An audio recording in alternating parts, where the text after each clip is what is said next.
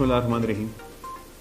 24 जुलाई को रावलपिंडी डिस्ट्रिक्ट के police station चौंतरा में एक इंतहाई लर्ज़ाखेज़, दर्दनाक, अंदोनाक, सफ़ाकाना कत्ल हुआ, जिसमें 14 माह के बच्चे यूसुफ गुलफाम और बाद में उसकी वालदा नसीम बीबी को। खबर शामिल करते हैं रावलपिंडी से। चौंतरा के इलाके में मासूम शेरख्वार बच्चे और उसकी वालदा के बेदर्दी से कत्ल के मुकदमे में बड़ी कामयाबी।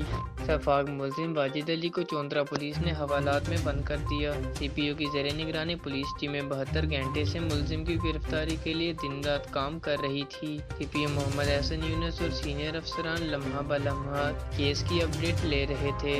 दरिंदा सिर्फ मुलजिम से तफ्तीश करके वाक़े के हक़ाइक़ और महरक़ात को सामने लाया जाएगा।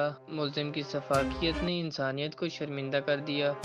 ऐसा मुलजिम कड़ी सज़ा का मुस्तहिक है।